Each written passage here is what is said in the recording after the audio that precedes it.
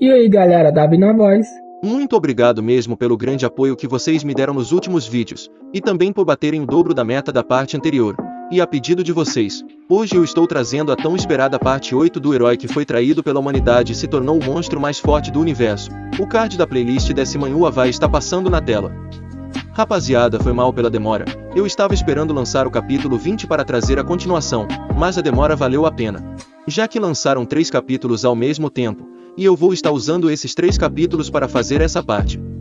Lembrando, se vocês gostarem do vídeo, e quiserem a continuação, deixe o like, e também inscreva-se no canal, e compartilhem esse vídeo com seus amigos, e também comentem para dar mais engajamento, e se essa continuação bater 2000 likes, eu faço a parte 9 dessa obra.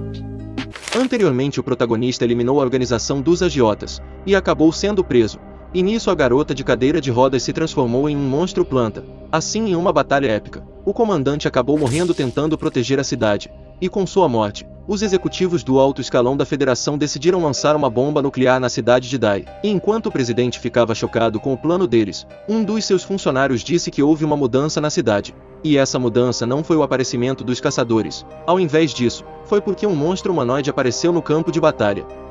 Voltando para alguns minutos antes, uma grande fenda foi feita na prisão exclusiva da defesa municipal, e dentro da prisão mostra o guarda chocado com a cena aterrorizante na sua frente, e ao se perguntado aonde estava o prisioneiro de nível especial, ele disse que aquele cara escapou depois de causar tamanho estrago. Enquanto isso, na cidade de Dai, uma parte dos soldados estavam de luto pela morte do comandante, e a outra parte estava abandonando sua missão, mas no meio dos soldados tinham aqueles que, mesmo morrendo de medo, não abandonaram sua missão, e atacaram os monstros plantas, mas naturalmente seu senso de dever não foi o suficiente para derrotar as plantas humanoides, e vendo seu companheiro sendo capturado, o outro soldado correu em direção do monstro para salvar seu amigo, e no momento que ele estava prestes a ser capturado também, uma aura sombria passou ao seu redor, e cortou todas as vinhas na sua frente, e graças a esse ataque misterioso, o companheiro do recruta acabou sendo salvo. E enquanto o soldado corajoso ficava sem entender o que acabou de acontecer, mostra o repórter ficando animado com a chegada do apoio. É claro, eles não perderam essa grande oportunidade de aumentar sua audiência, e começaram a filmar uma aura sombria cortando todos os cipós enquanto ia em direção da grande calamidade. E vendo essa cena, as pessoas ficaram aliviadas ao pensar que a federação não tinha desistido da cidade, e tinha enviado apoio, mas também tinha aqueles que reclamaram pela demora do apoio. Mas ao ver a aparência do que eles pensavam ser seu salvador, eles ficaram chocados, já que esse caçador parecia-se um monstro também. Ao mesmo tempo é explicado que o motivo do Prota estar em tal lugar se deve ao fato dele ter recebido a missão do sistema para eliminar o novo desastre natural, e como recompensa, ele vai ganhar o núcleo da grande calamidade. E sentindo a aura do monstro, o ex-herói explica que, comparada à sua vida passada, a grande calamidade não tem mais a aura de decadência e destruição. Dessa vez a grande calamidade não simboliza a morte, e sim a vida. É claro, ele está falando da vida da floresta primitiva. Uma vida de plantas tropicais, vinhas e altas árvores crescendo livremente, e tornando tudo ao redor delas em seu próprio território. E independente do que essas plantas tocam, tudo nesse planeta se transformaria na mesma forma de vida. Então não haveria tristeza ou dor. Toda a vida se afundaria nesse novo estado de conforto. Mas é claro, isso não seria diferente de desistir de viver sua vida, tipo o Tsukuyomi infinito do Naruto. Mas isso não importava para ele, já que seu objetivo era chegar no coração da grande calamidade, para poder ganhar mais poder para assim ter força suficiente para lutar contra aquelas bestas do vácuo no futuro. E enquanto ele ia em direção do monstro, a garota já estava completamente assimilada com a grande calamidade, e nisso nasceu uma nova vontade no seu ser, aonde ela tinha que fazer todos se juntarem a ela, para assim um mundo lindo sem tristeza, dor e injustiça seja inaugurado. Naturalmente ela podia sentir que não era mais a mesma, já que seus pensamentos mudaram quando ela se assimilou com essas flores, e essas vidas que ela assimilou, por mais desiguais que fossem antes, são todas iguais agora. Só a alegria de viver resta em suas mentes, e logo mais pessoas vão poder se juntar na sua família. Mas de repente, para estragar sua felicidade, ela sentiu um grande grupo da sua família desaparecendo no sul. Naturalmente ela ficou irritada, e tentou descobrir qual foi o filho da mãe que fez isso. Ao mesmo tempo, o Prota ficou surpreso ao descobrir que a garota de cadeira de rodas tinha se tornado o receptáculo da grande calamidade. É claro, mesmo ela sendo uma conhecida dele, ele não pensou em mudar seu objetivo. Então, com sua grande velocidade, ele saiu cortando facilmente todas as vinhas no seu caminho. E vendo ele indo em sua direção, a garota percebeu que esse ser na sua frente não era um humano. E ficou surpresa com o fato dele não estar sendo assimilado também, já que até mesmo os monstros não são imunes à sua assimilação.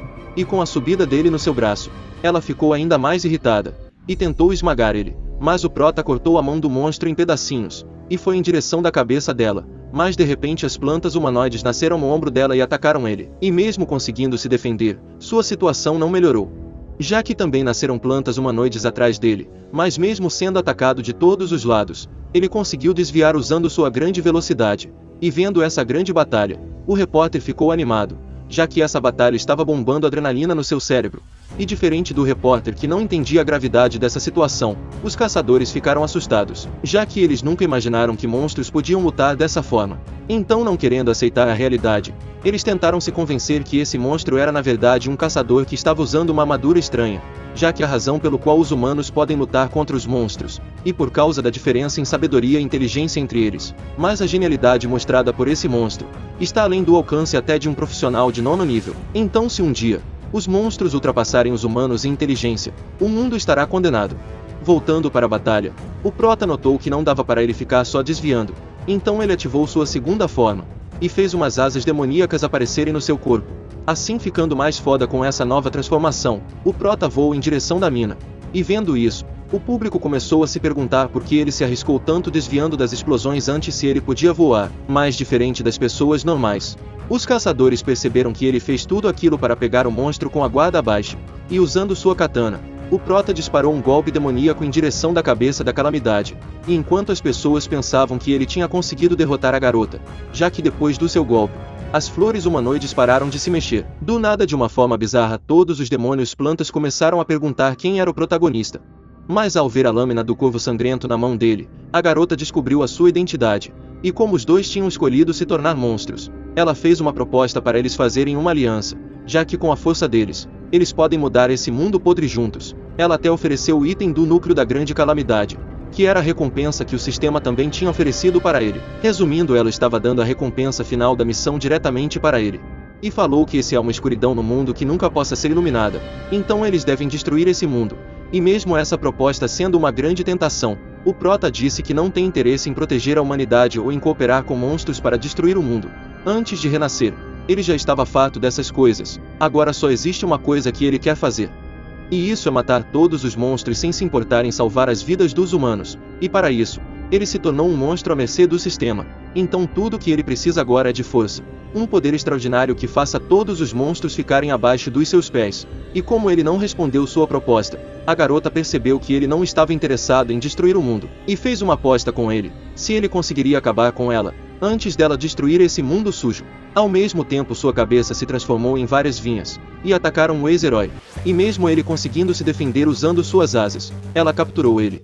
E vendo ela tentando engolir, o Prota desativou suas asas de gárgula, e no lugar ativou as garras do Dr. Octopus. E com isso, ele conseguiu destruir as vinhas. Mas no momento seguinte, a garota engoliu ele. É claro, o Prota era o monstro mais forte do universo. Então ele conseguiu atravessar a cabeça dela facilmente. E como ele tinha derrotado pelo menos dezenas de milhares de monstros gigantes na sua vida anterior, ele sabia que para derrotar essa calamidade, ele teria que achar o verdadeiro corpo dela. Assim ele chegou na conclusão que se o núcleo não está na cabeça, o núcleo provavelmente está no coração dela. E para testar se sua teoria estava certa, ele desferiu vários golpes nela, e por causa da sua grande velocidade de ataques, ele conseguiu chegar lentamente até seu objetivo. Mas nisso ele teve grande parte da sua transformação destruída. E quando ele finalmente encontrou o verdadeiro corpo da calamidade, ele atacou ela com todo o poder que ainda tinha. E mesmo tendo uma espada atravessando seu corpo, ela não mostrou nenhuma reação, e disse que não esperava que ele conseguisse quebrar uma pedra com um ovo mais uma vez. E como esse herói tinha usado todo o seu poder nesse último ataque, ele não conseguiu mais mover seu corpo. Mas antes dele cair em direção da cidade, as vinhas capturaram ele, e a garota disse que percebeu que ele era ainda mais gato do que seu ídolo, o herói número 1. Mas agora era tarde demais para perceber isso, já que ela já foi morta no último ataque dele. Então agora ela está usando o resto da energia da grande calamidade para se manter nesse mundo por um pouco mais de tempo. E enquanto isso, o repórter estava entrando em desespero ao pensar que o Prota tinha perdido. E de repente um terremoto de alto nível de desastre ocorreu na cidade de Dai. E do céu negro caiu algo que parecia ser um meteoro.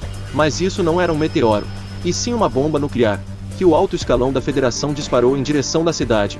E mesmo tendo tomado tal decisão, o presidente se arrependeu. E vendo a bomba nuclear, a garota não ficou surpresa com a crueldade deles em sacrificar uma cidade inteira.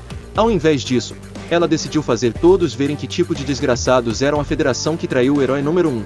Então, entrando para dentro do seu avatar gigante, ela começou a absorver todas as plantas humanoides da cidade, e ficou ainda mais maior, e se transformou em uma árvore gigante que cobria a cidade inteira. E no momento seguinte, ela colidiu com a bomba nuclear, e com isso ocorreu uma grande explosão que transformou as plantas humanoides em cinzas. E quando o impacto da explosão estava perto do Prota, as vinhas protegeram ele, formando um casulo ao seu redor. E mesmo estando em outra cidade, as pessoas conseguiam ver essa cena aterrorizante. E por causa dessa bomba nuclear, as pessoas em volta da cidade pensaram que morreriam. Mas diferente do que eles pensavam, eles não sofreram nenhum arranhão, já que a árvore gigante recebeu todo o dano. Ao mesmo tempo, o diretor viu que os sinais da grande calamidade tinham desaparecido. Naturalmente ele ficou triste pela morte do comandante, mas também ficou feliz pelo fato da cidade que o comandante morreu para defender estava segura. E vendo tudo o que acabou de acontecer, os cidadãos ficaram em dúvida se o monstro tinha colidido com um míssil nuclear de propósito. Ao mesmo tempo, a grande árvore se transformou em pétalas de rosas, e ao ver essa paisagem bonita, uma garota ficou encantada e tocou nas pétalas mesmo sendo avisada que era perigoso. E diferente do que o velho pensava, nada aconteceu com ela.